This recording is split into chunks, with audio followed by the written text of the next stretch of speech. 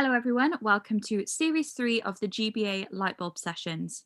The Great British Entrepreneur Awards, in association with BT Skills for Tomorrow, have designed a free live stream series of Lightbulb Sessions to support small businesses and entrepreneurs with insightful and advice-driven sessions, featuring some of the UK's brilliant entrepreneurial minds to illuminate your path to entrepreneurial success. You can find out more about BT Skills for Tomorrow by heading to their website at www.bt.com/skills for tomorrow, or by clicking on the link in the comments section. In today's session, Great British Entrepreneur Awards Head of Content Jonathan Davis will be speaking with founder of onHand, Sanjay Lobo. Sanjay will talk about the rise of feel good, the impact of business, and how employees can harness that desire to create incredibly strong teams.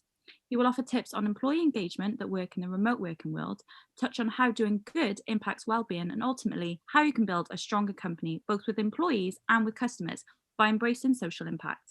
There is an opportunity to ask questions during this session. If you have a question you'd like to ask, you can pop this in the Q&A function at the bottom of your screen, and we'll do our best to answer these towards the end of the session.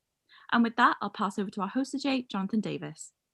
Yeah, thanks, Chloe. And Sanjay, thank you for taking the time to join us today.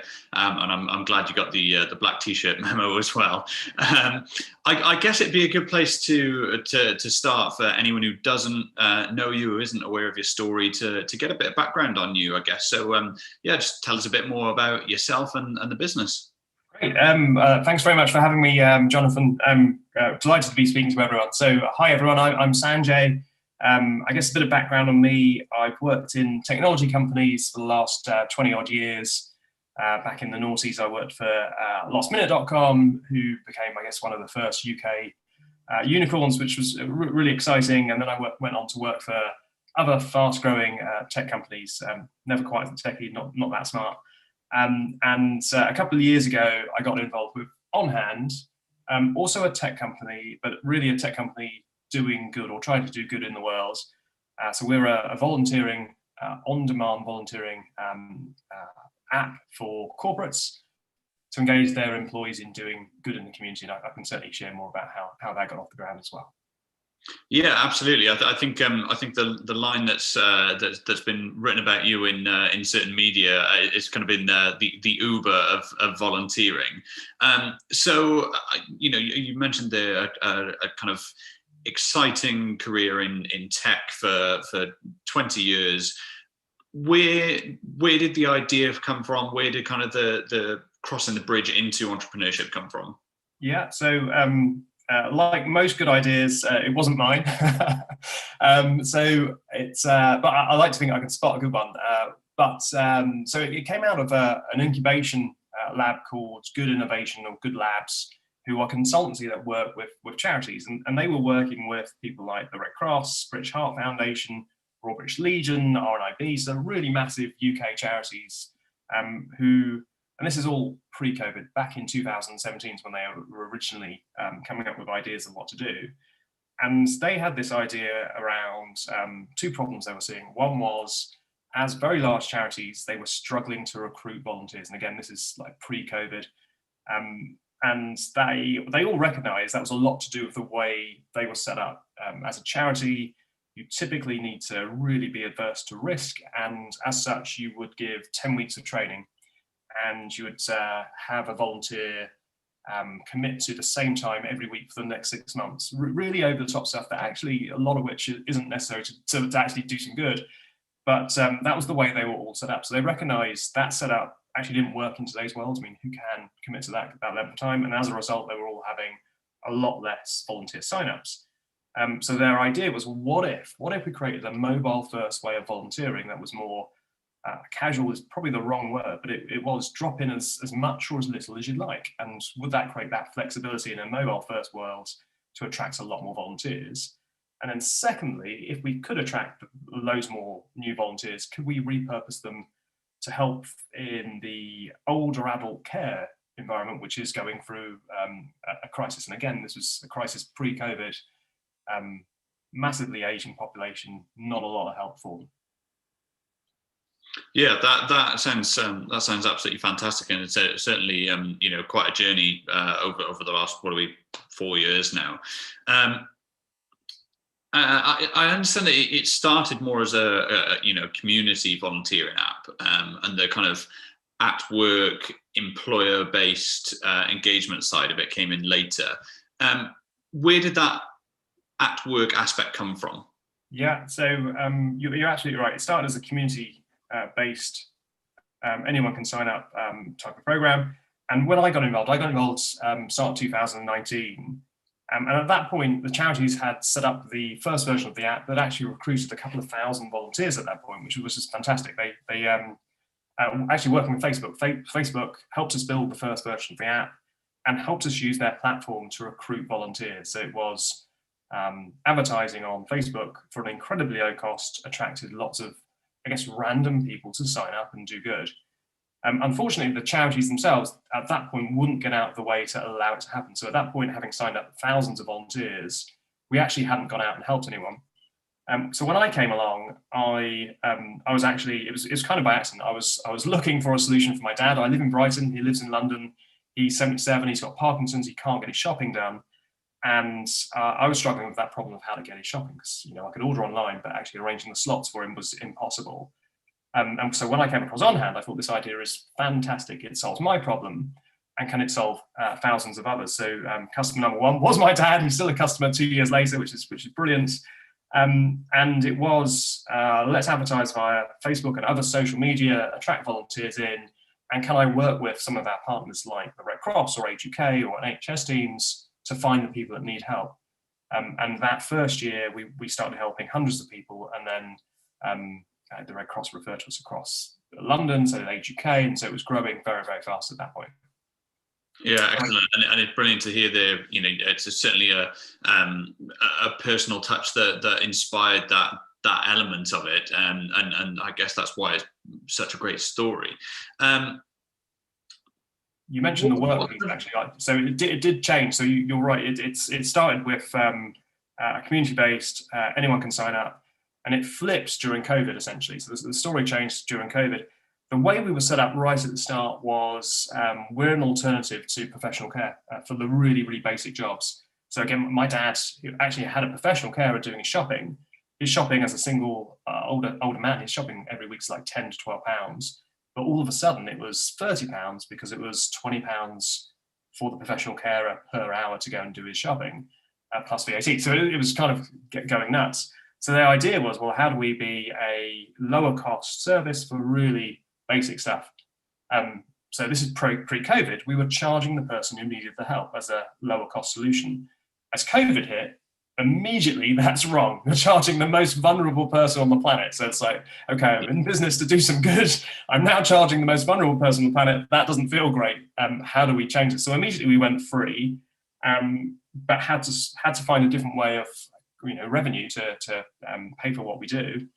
And so we started working with councils to start with, but very quickly also got the realization we could work with councils, and we did some council deals which were fantastic.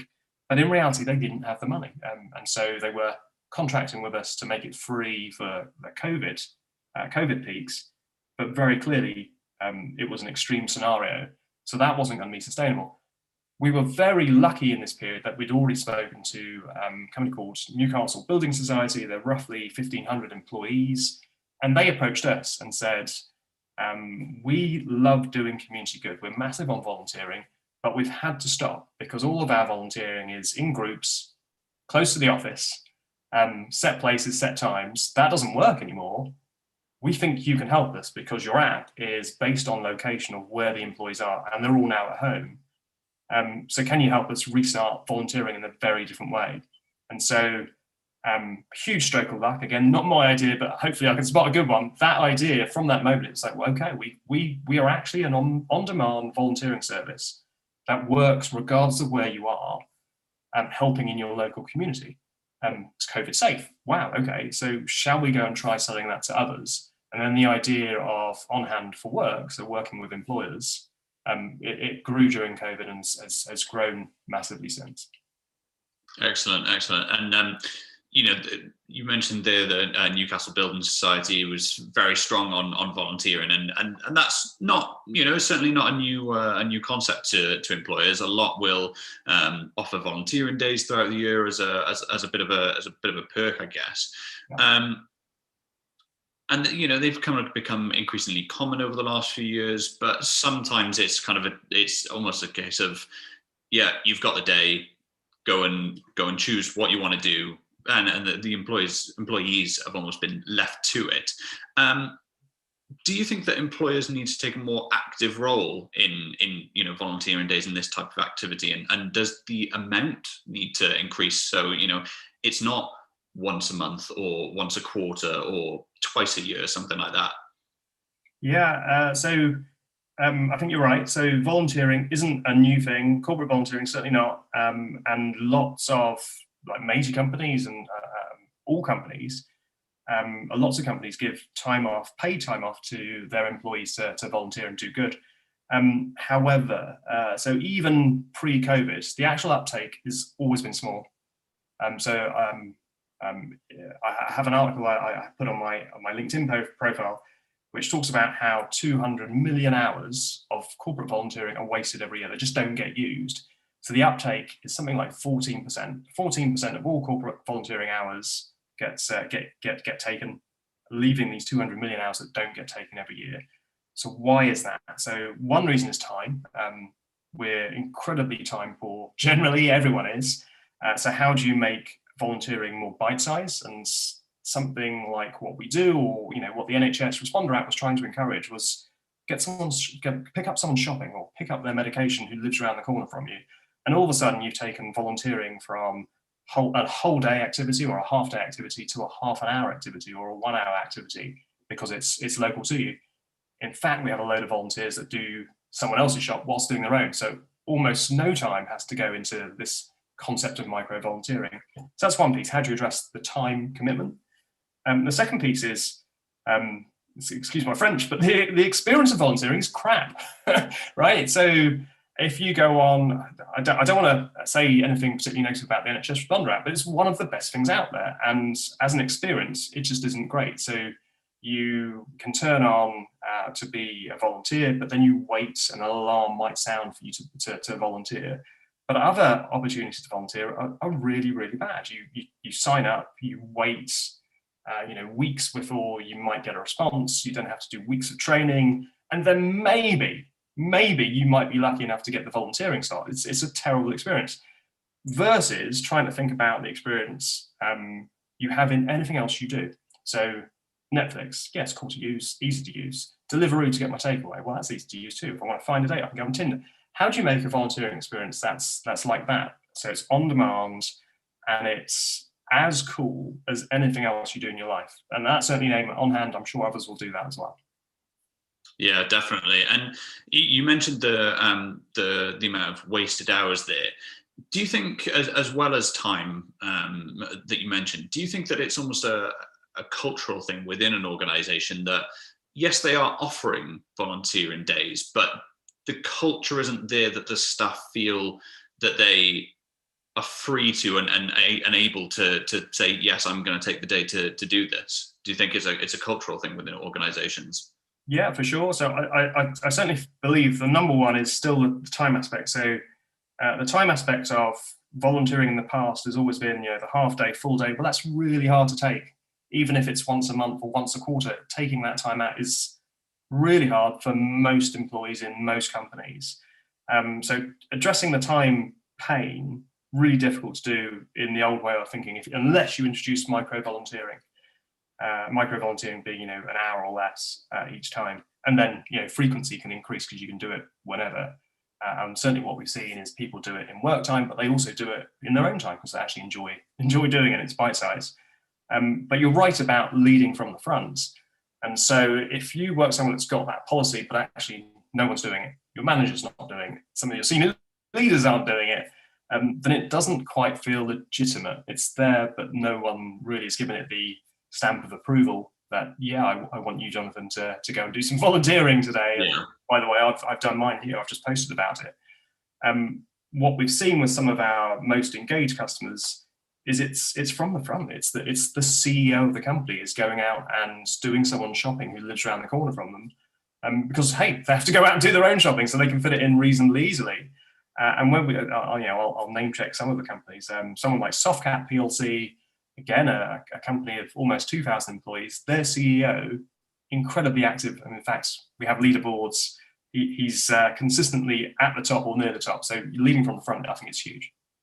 Yeah, definitely. It certainly sounds like it's the kind of thing that's needed to kind of drive that culture within the organization. And we know the wider societal benefits of volunteering. That's certainly not new to us. And more organizations are certainly taking a more active role in a positive impact on the world, whether that's the materials that they make their products with, whether it's diversity within their business.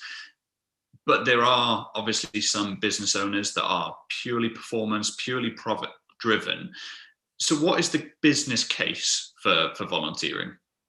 Yeah, it's a great question. And I feel like over the last year, that's probably changed dramatically. And it's a lot to do with lockdown and the changes we're seeing to the workplace that are, unless you've been shut off from LinkedIn or the news entirely, it's really hard to ignore how much well-being content there is and how important that's becoming for all companies and all employees. And so I think the case for volunteering has dramatically shifted to how does it play a part in what your employees want to be doing and how you look after your employees. And so a great study by Deloitte. Deloitte's, actually there's two studies by them. They did a volunteer impact study, but they also did a millennial survey in 2020, 2 times during the pandemic. Some of the stats I wrote down earlier, but things like employees feel stressed all and most of the time. Half of respondents to that survey said that. They're stressed about finance, family, well-being, sustainability, job security, all of those things. So how do you help in that scenario? And volunteering plays one aspect. It's not the be all end all, but it can play one aspect in how you feel good, because it makes you feel great when you volunteer. And then you've got to tune into other things going on. So in the same survey, 3/4 of responders said they feel a great sense of responsibility for other people's issues. They're more in tune with the needs of others, and they intend to take actions to help those other people. And those 3 points, 75%. So there's a massive change in what's going on in the world and how people want to respond to local issues to them. Can't remember what the question was, but it feels like it's massively hard to ignore. Maybe it's not volunteering, but all of that aspect of which volunteering is a part is massively hard to ignore that at this point. And I'm sure anyone listening today can't be ignoring, because that's why they joined the chat. They must have seen some of the noise on this growing, and it continues to grow over the last year. Yeah, definitely. And just the question was around the kind of business case for it, which I think you certainly covered. And you mentioned the 75% figure.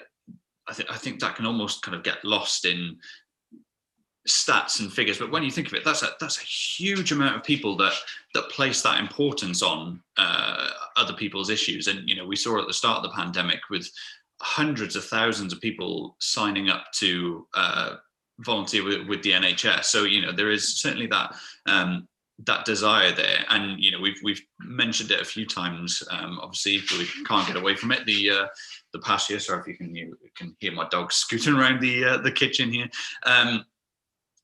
We've mentioned the past what are we over I was going to say 10 months, and over 10 months, for over a year. What impact has the pandemic had on the amount of volunteering, the type of volunteering, and how do you see that unfolding as we do start to return back to normal, people going back to the offices, people going off furlough where they don't have as much time anymore? Yeah, right. So I think there's dramatic changes. So pre-COVID, the vast majority of corporate volunteering was set time, set place, set day, in a group, close to the office. And that disappeared almost overnight. That disappeared. All of those things are now currently impossible during lockdown and pandemic. And the big question is, does that return? And I think it can return in some shape and form, but I think it won't return on the kind of scale that it was before. So it's almost like it splits between, well, how do you have team building activities, which really they were volunteering, but as a team for team building. Yes, you did good, but there's a massive team building aspect to it. And so how do you do team building in those scenarios? Again, I think it comes back, but in a different form. And how do you replace the giving aspects with something that's actually doable regardless of where you are?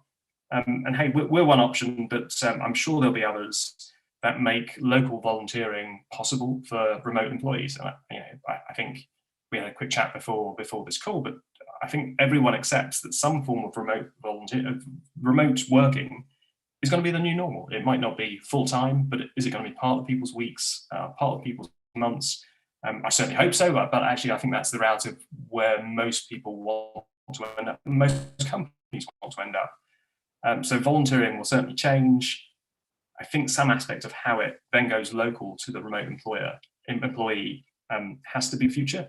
And that's the shift we've seen over COVID. We saw a massive drop off in-group volunteering close to the office because it's impossible.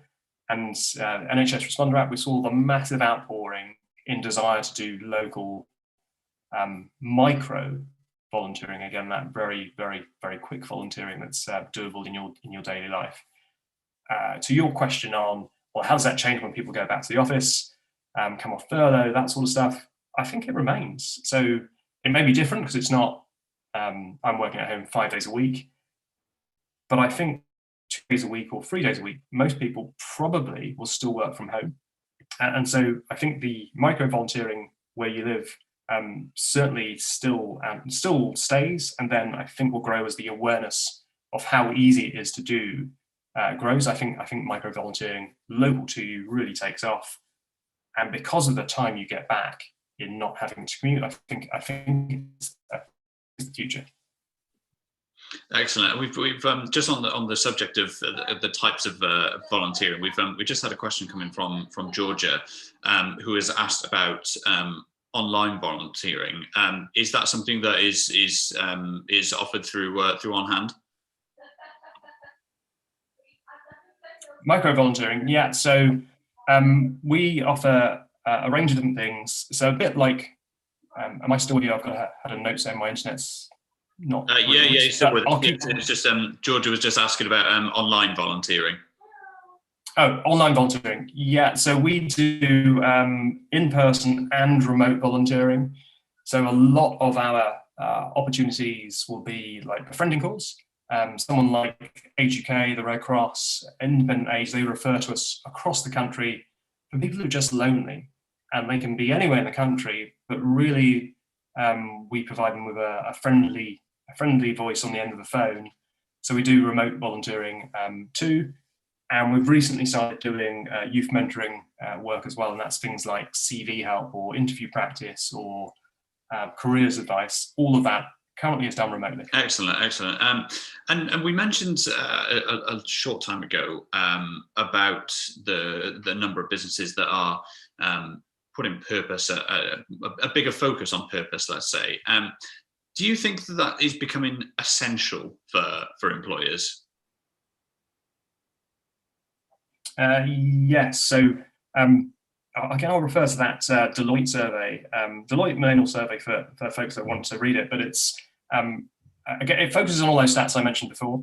But some of the ones I'll call out. So 77% of employees believe that volunteering is essential for wellbeing. 70% want to do more but don't have the time to do it because it's difficult. Volunteering is difficult. But the big one was an unprecedented rise in loyalty for companies that get purpose right for their employees. And purpose, I'm not trying to flog volunteering to everyone. It might not be volunteering. It could be things like diversity, inclusion, sustainability, reskilling, whatever that purpose is.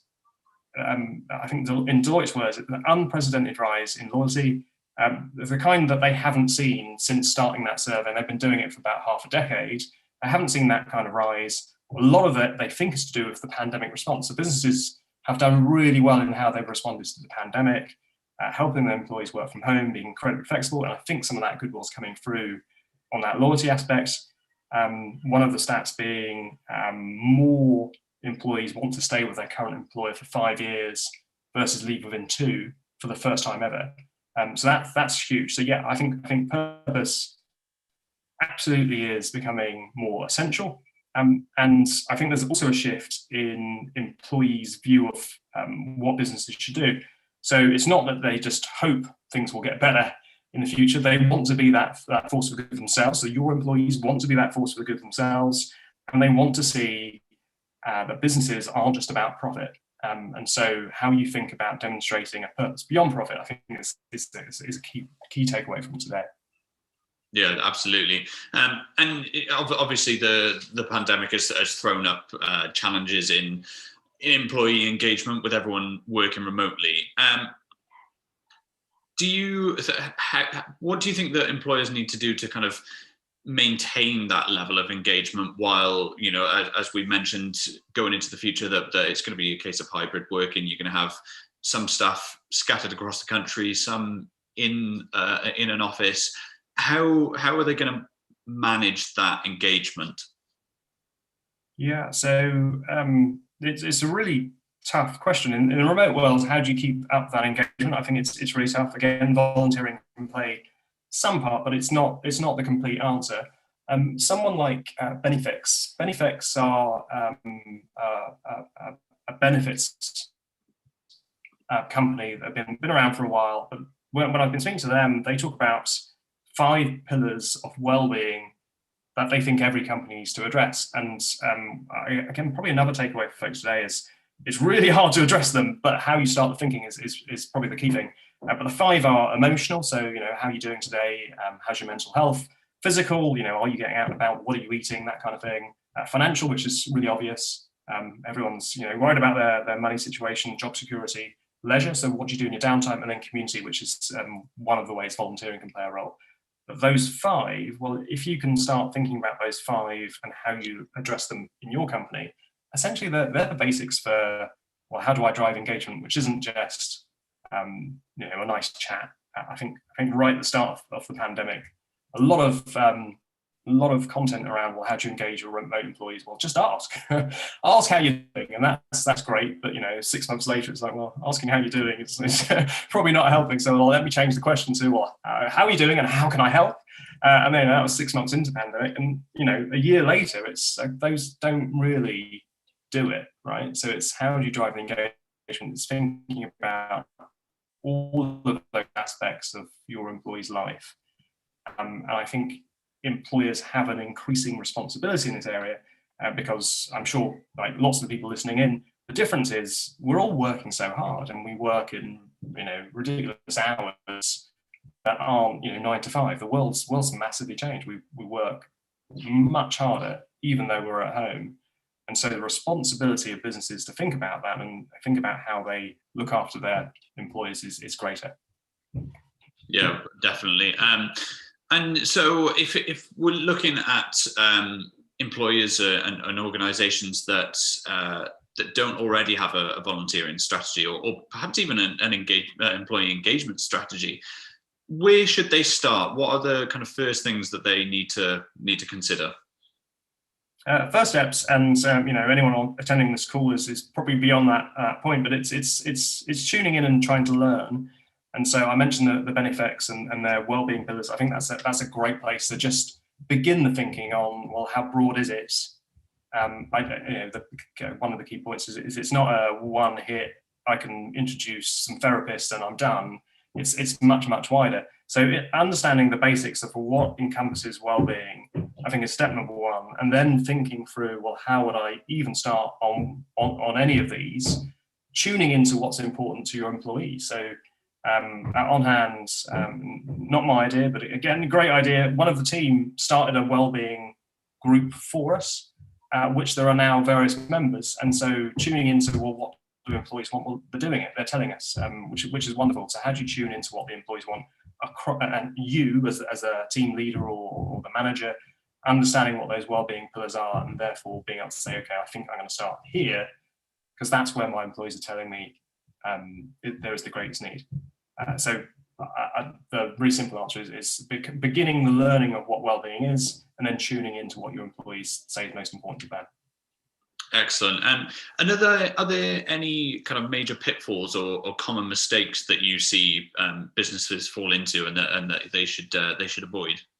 I think the only one that I would highlight right now is that maybe the knee-jerk reaction to this increasing conversation about well-being, how your employees are doing, mental health, and the knee-jerk reaction is to put something in place without really thinking about it, and then without really backing it to do well. And I think we've seen a little bit of that with onHand, but we definitely see it with other well-being solutions. I think there's been a big rush to do something.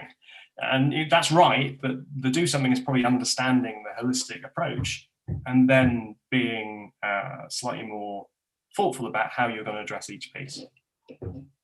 Yeah, and we mentioned there about almost the kind of knee-jerk reaction to this is big at the moment, I need to do it too, and whether it's kind of misplaced enthusiasm or something more sinister, I guess, in that it's not kind of really at the heart of the business. I think you could possibly argue that because so many are doing it now, that it's almost become a given that if you're looking at it as a potential employee or an existing employee, that as you should be. How do businesses communicate the importance of those values kind of authentically and get that message across? Yeah, I'm smiling. So I don't know if you guys can hear it, but I think two of my kids are playing basketball above me. So if you hear some thudding, that's my lovely kids, who I've definitely spent enough time with. So the question on essentially is authentic leadership, right? It's how do I authentically get this message across? And I think there's some things around that. So if you don't believe, it's probably not, the audience attending must be really interested in this topic, otherwise they wouldn't be attending. But if you're someone who really is doing this for a knee-jerk reaction, or because you're hearing you should be doing something, but you don't really believe it, you kind of think I have to do something because the noise is out there. The best advice is just don't do it, because it's not that you're probably going to come off worse in that scenario where your employees just don't see you as a believer in what you're trying to do, and you're doing it for the kudos. So you actually come out worse with a negative reaction from your employees. So that's probably the first point. The second point is if you don't think you can do it authentically, but you kind of do believe in doing something, well, without doubt, if you've got team members, one of them is going to be really keen on doing this. So find the person who's really keen, which they're probably already putting their hands up and suggesting things you should get involved with. That person, get them to take the lead. And the thing you can do is really back them. So get someone else to take the lead. You have to back them as the leader or the manager. And if you do so, then you should come out of it really well. Sorry, the year-old cliche of I was on mute while the dog was barking. So yeah, that's been absolutely fantastic. We've had some questions come in, so I'll take a look at those. We've had one from Harry, who asks how if you have any advice for someone approaching their employer about getting involved in volunteering, getting the business involved in volunteering. Yep. So the best advice for approaching bosses in your company is just the stats. The stats really back this up. So Deloitte's volunteering impact survey, 77% of responders said volunteering is essential. Volunteering is essential to well-being. That one stat alone. So 77% say it's essential to employee well-being. 70% want to do more of it but don't have time, and their employer's not creating the time. So those two stats alone, and then hey, if you want to hit them with onHand and micro volunteering, have a look at our LinkedIn page, and there's a short video on how you get involved with onHand there. Yeah, and just on that point, quite a few of the questions and the points are actually about how to get involved with onHand. So I guess that'd be a really nice place to finish, really. Oh, that'd be great. Well, again, thanks to all the attendees, and thanks for those questions. That's really, really nice to hear. Best place to start with us is just check us out. So probably our LinkedIn place is a great place to start. So there you can see, well, what do we do? The first post on the page is like our 2-minute video. So that's probably the easiest place to start. But then if you look down the post, we're quite good at posting about other companies we're doing stuff with. They typically, employees will post when they're active with us, so we'll reshare their stuff. So just checking out our LinkedIn page, onHand or be onHand, is the right place is the easiest place to check us out. I don't know if that's being shared on the Q&A, but yeah, I think Chloe's putting that in the chat function, and on Android and Apple. Yes, it's both operating systems. So yeah, it's live on both. Excellent. Well, Sanjay, thank you so much for taking the time today. It's been a really interesting chat and really insightful and plenty of advice in there, I think, for our attendees and everyone watching later on today or later on in the week. But yeah, thank you so much for taking the time today. And with that, I'll pass back to Chloe. Pleasure. Thank you. Just echoing what Jonathan has said, Sanjay, thank you so much for joining us and sharing your expertise and knowledge with our audience. Do you have any final words before we sign off? Yeah, I think maybe the final words is probably something I mentioned earlier. It's easy for me to sit here and talk about purpose, right? The business we have does good, full stop, right? What we do does good. I recognize the vast majority of businesses that's not the vast majority of businesses. So rather than try and think about how I can flip my business into something that does good, it's not that. It's how you demonstrate a purpose beyond profit. If that's the one takeaway from today that most people think about, well, how do I demonstrate that purpose beyond profit for my employees? And it's if you want to continue the thinking on this topic, I don't think that's hard either. It's just tuning into noise around stakeholder versus shareholder capitalism. There's a growing amount of content on that. So tune into that. Think about purpose beyond profit and tune into the growing noise on profit with purpose. That keeps building. Brilliant. Thank you, Sanjay. Our next Lightbulb session will be at the same time next week with Andy Lawson of BoroBox as he discusses the longevity of D2C in the new world.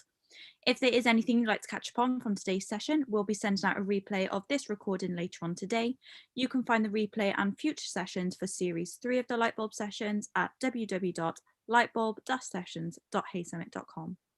Thank you very much for joining us today, and thank you again, Sanjay and John.